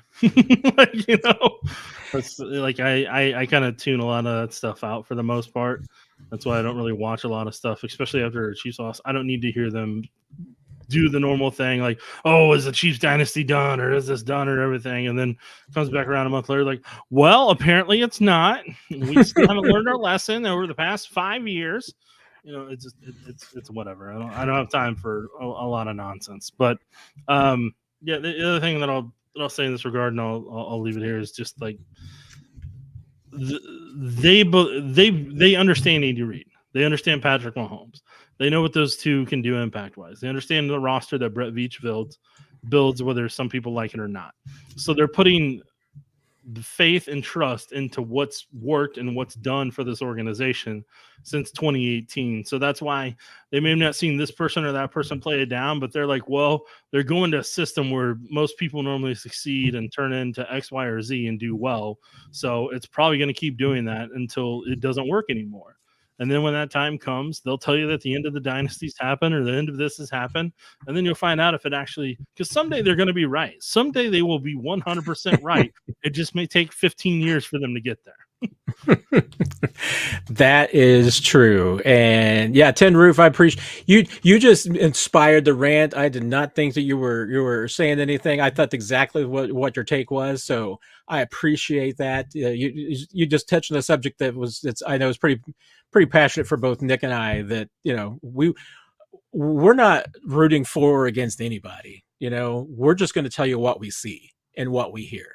So that's why we get annoyed about the same player. And are they magically getting better since the week before when it was asked? Doesn't always happen. It isn't my favorite, but I still don't hold that against a player. It's not their fault. New member KL368. Any fun ways you see Spags using the new guys on defense? We've seen them prioritize versatility on defense. Excited to see what he cooks up. There's one thing that jumps out to me, Nick, and I bet it's probably on top of your mind too. But see, I love you keeping it real. The individual work that Spags was doing with Jaden Hicks, going back to rookie minicamp, they're gonna use that guy, and Hicks is gonna be a really good player. We'll see what he ends up doing, but the fact that he's in rookie minicamp and he's working with him one-on-one, trying to show him, how to disguise his blitzes and how to read his keys and doing all of that at this level. Spags isn't doing that unless he's like, this is a guy that I can use this year and use in a really special way. Yeah, we'll see what happens when August rolls around. We'll see. Nick's got to wait till the pads come on. We'll see what happens there. To try to help give you an answer of what you're maybe after. I'm curious to see who they're going to use as a spy, because who you're talking about, Jaden Hicks, is who I could totally see them making the spy, or some of that to where they could cover, but also still get to the quarterback and still be able to kind of take over that Willie Gay role in that regard. Doesn't mean Drew Tranquil couldn't, doesn't mean somebody else can't, but I'm very curious to see if Jaden Hicks, because of the build he's got and the way he goes about things, if he does that. And then if he can do that, maybe that's where something where Joseph, who, if he ends up making this roster, maybe he can do something a little bit different. But I think more than anything else, what you're going to see is more so on the back end of how creative they can be with the mix and matching of what they have secondary wise versus, something being different in the pass rush or something being different in the linebacker group. Because I think you're going to get more of kind of what you've had before than anything else. They've got a lot of multiple safeties that can do a lot of different things. And when Spags has that at his disposal, he's a pretty creative guy. That's fun to watch the looks that he can put together when he's got those kind of players and that kind of talent.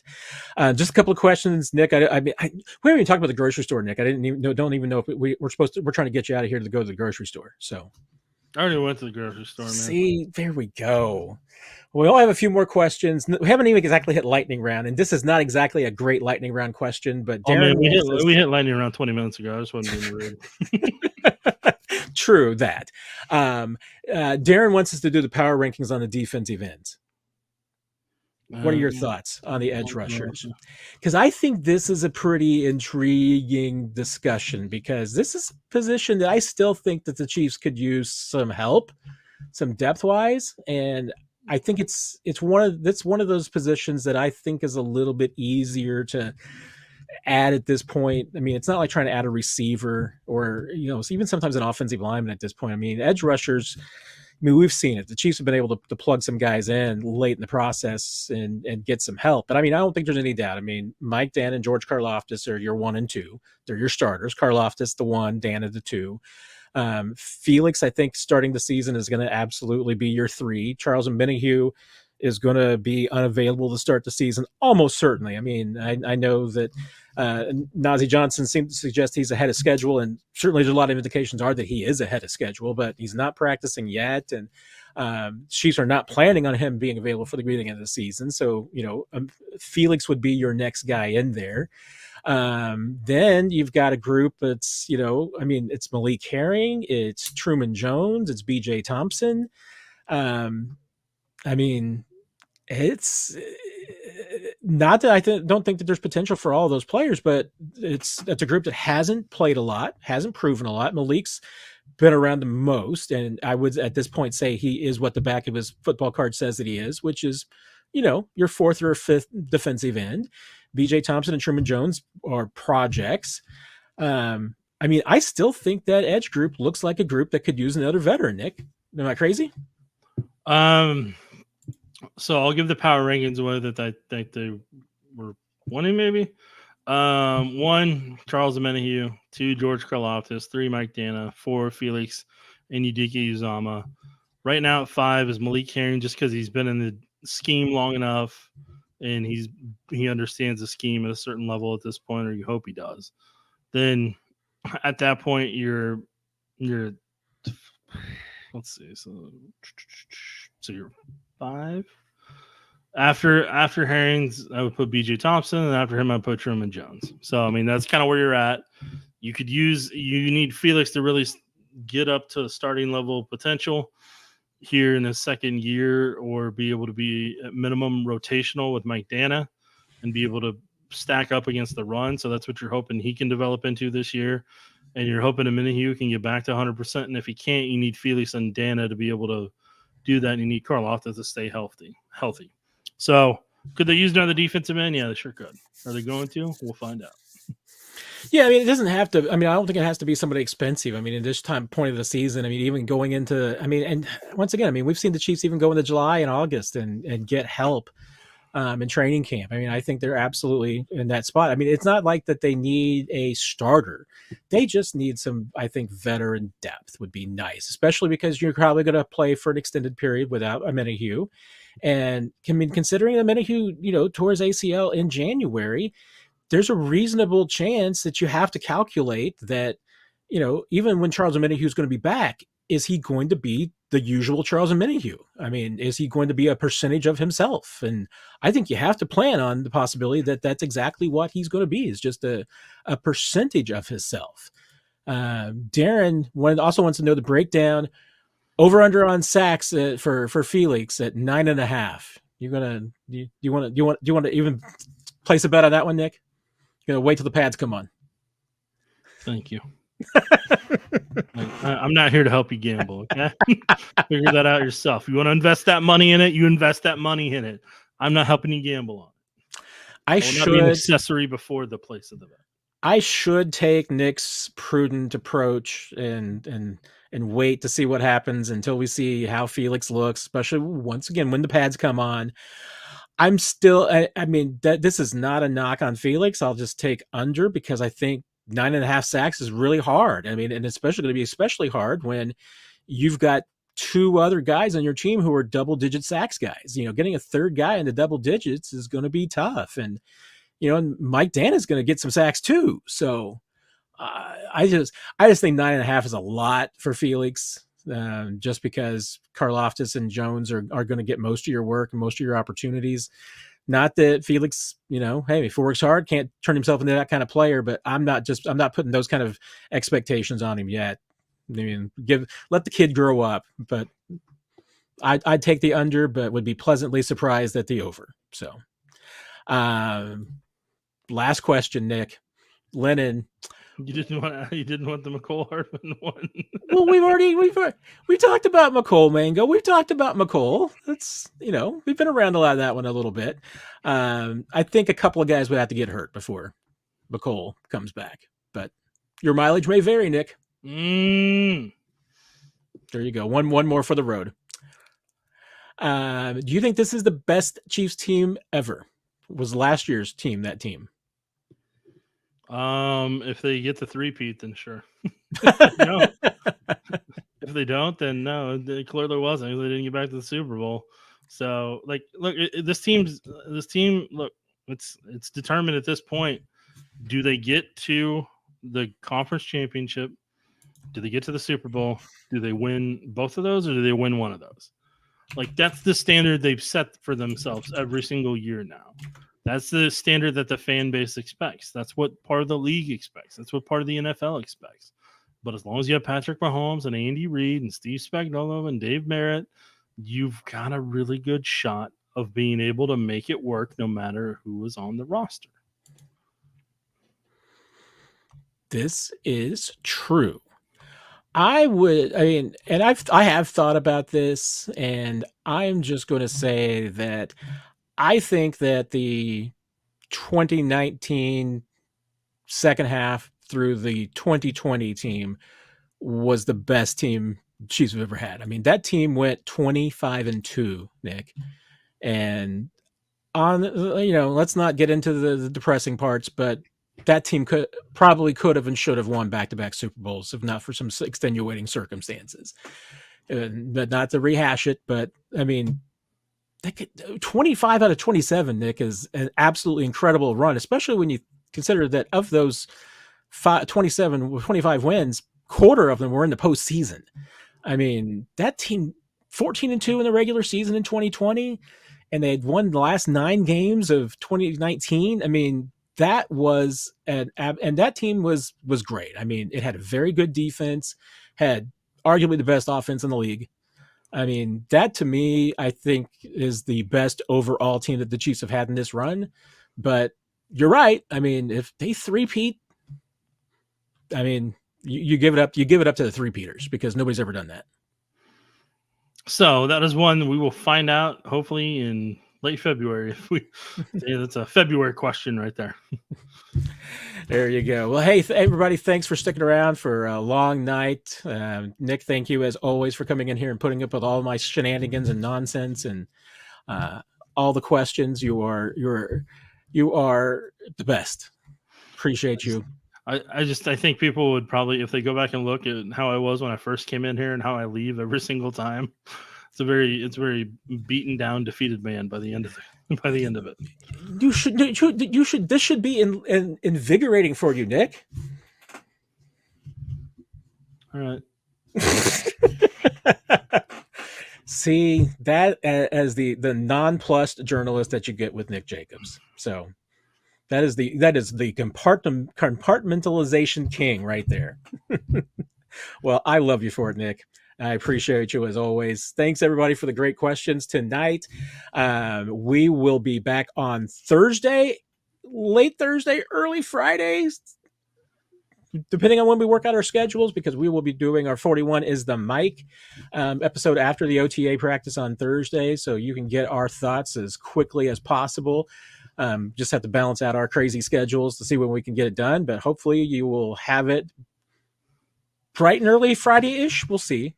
Depends on, bright and early for Friday for Nick and I is different times though. So what's your bright and early Friday time, Matt, when you wake up?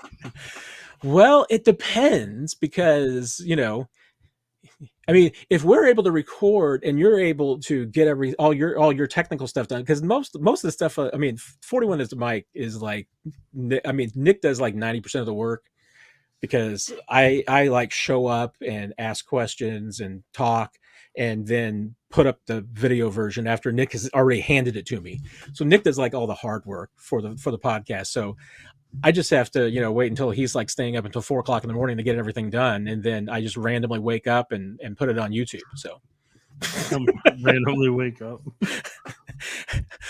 we did have the one version where I was like trying to stay awake until you got the video rendered, and then I like woke up at 5:30 and was like, oh, Nick sent me the link already. So I'll put the link up, and then I fell back asleep, and then 45 minutes later woke up and I was like, oh, hey, the video's posted. I can send out the link now.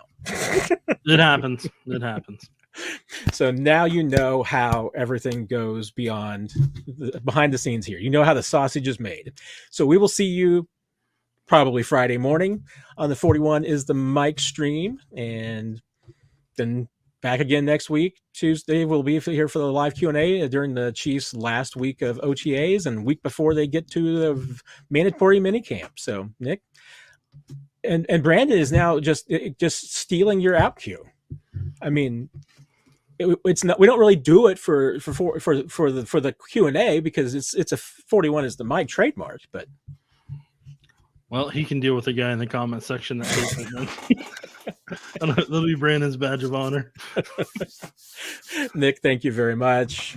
Everybody, thank you for the questions and the comments tonight. We will see you next week. Have a great week, everybody. Take care.